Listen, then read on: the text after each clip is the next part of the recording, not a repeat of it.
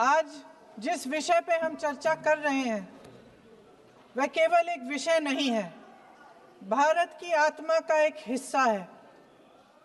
हमारा राष्ट्रगीत उस भावना का प्रतीक है जिसने सोए हुए, गुलामी में सोए हुए भारत के लोगों को जगाया, जिसने उन्हें हिम्मत दी कि ब्रिटिश साम्राज्य के सामने खड़े होकर वह सत्य और अहिंसा के नैतिक हथियारों के साथ सामना कर पाए। आज ये चर्चा एक भावना के ऊपर है।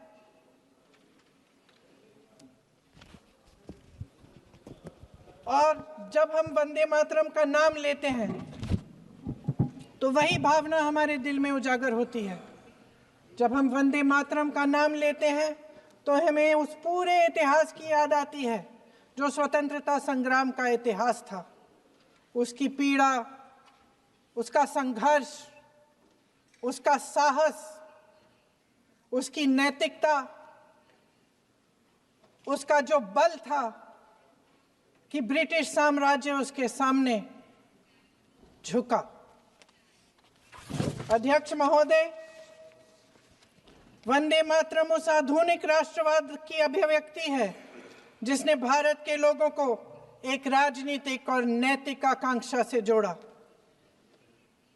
जिसने भारत के लोगों को एक साझा नियति के उत्तराधिकारी, एक साझा भविष्य के निर्माता के रूप में देखा। लेकिन आज की ये बहस मुझे कुछ अजीब सी लग रही है। जैसे मैंने कहा, ये गीत देश की आत्मा का हिस्सा बन चुका है। 150 सालों से देशवासियों के दिलों में ये गीत बस चुका है। 75 सालों से हमारा देश आजाद है, तो फिर आज इस बहस की क्या आवश्यकता है?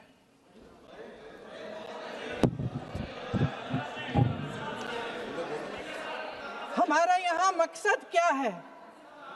जनता से हमें दिया गया दायित्व, जनता का विश्वास, उनके प्रति हमारी जिम्मेदारी, हम किस तरह से इसका इस्तेमाल कर रहे हैं, हमें ये सोचना चाहिए।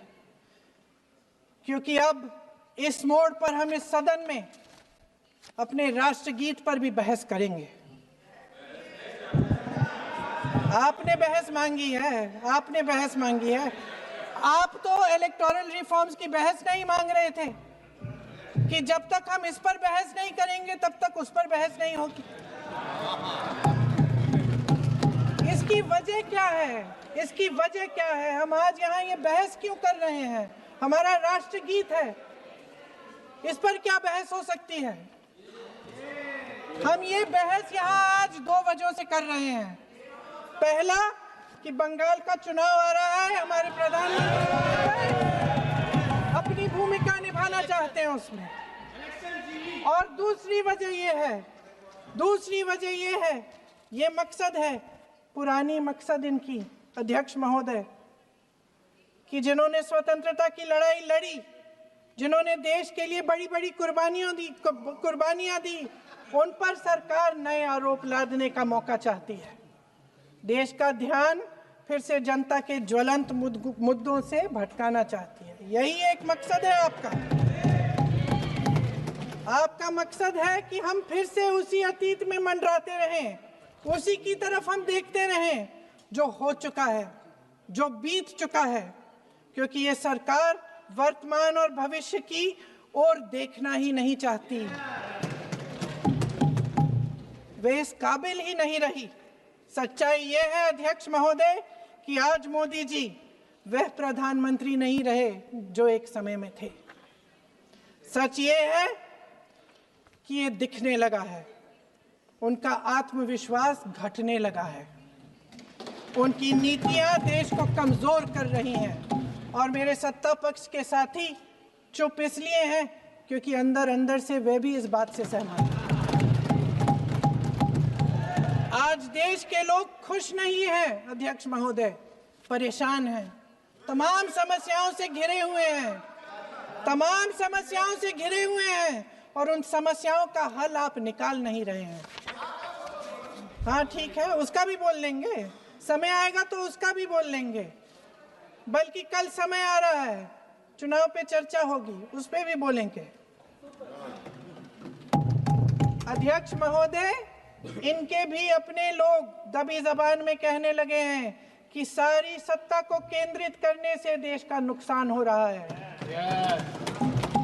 इस बीच अगर हम अतीत की बातें नहीं करेंगे तो कौन सी बातें करेंगे? ये किसी और बात के काबिल ही नहीं है, सिर्फ ध्यान भटकाना है जनता का। इसलिए आज हम वंदे मातरम पर चर्चा कर रहे हैं। वंदे मातरम देश के कण कण में जीवित है, इस पर बहस नहीं हो सकती। लेकिन चलिए, आपने बहस मांगी, आप बहस करना चाहते हैं, बहस करते हैं। आज इस चर्चा को प्रधानमंत्री जी ने शुरू किया, उन्होंने भाषण दिया और इसको कहने में कोई झिझक नहीं है कि भाषण अच्छा देते हैं, थोड़ा सा लंबा, लेकिन भाषण अच्छा देते हैं। सिर्फ एक कमजोरी है, अगर आप इजाजत दें तो मैं बोलूं, एक कमजोरी है। हाँ, उसी पे बोल रहे हैं। वंदे मातरम पे बोलो आप। अब सर मैंने तारीफ कर ली, थोड़ा और विषय वंदे मातरम का है तो हम वंदे मातरम पर ही रखें, ठीक रहेगा। सर ये वंदे मातरम पे ही है। सर आपने प्रधानमंत्री जी को सुना था, अब तो शुरू नहीं हुए। सर भाषण बहुत अच्छा देते हैं, लेकिन तथ्यों के मामले में कमजोर पड़ जाते हैं। बहुत कमजोर। इसमें भी एक कला होती है कि तथ्यों को किस तरह से जनता के सामने रखा जाए। मैं तो नहीं हूं, जनता की प्रतिनिधि हूं, कलाकार तो नहीं हूं। सदन के सामने कुछ तथ्य रखना चाहती हूं, लेकिन सिर्फ तथ्य के रूप में रखना चाहती हूं।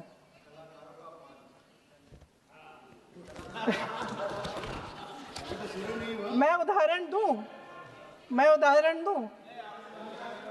उदाहरण दे देती हूँ। सर मांग रहे हैं सर वंदे मातरम के बारे में, वंदे मातरम की जो सालगिरह पे आपने एक बड़ा कार्यक्रम आयोजित किया था, उसमें प्रधानमंत्री जी ने भाषण दिया। उसमें उन्होंने कहा कि 1896 में पहली बार गुरुदेव रविंद्रनाथ टैगोर ने ये गीत एक अधिवेशन में गाया। उन्होंने ये नहीं बताया कि कौन सा अधिवेशन था। महासभा, हिंदू महासभा का अधिवेशन था, आरएसएस का अधिवेशन था। किस बात से कतरा रहे थे कि ये कांग्रेस का अधिवेशन था।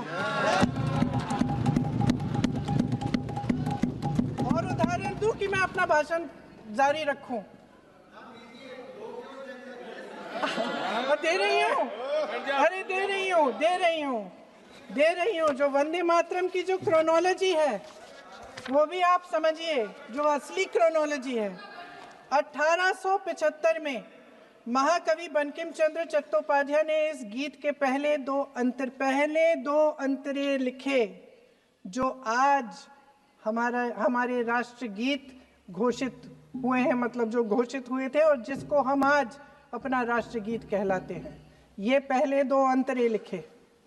1882 में 7 साल बाद उनका एक उपन्यास प्रकाशित हुआ, आनंद मठ। उस उपन्यास में यही कविता उन्होंने प्रकाशित की, लेकिन इसमें 4 अंतरे जोड़ दिए। 1896 में कांग्रेस के अधिवेशन में गुरुदेव रविंद्रनाथ टैगोर ने पहली बार ये गीत गाया। Download our News Nation app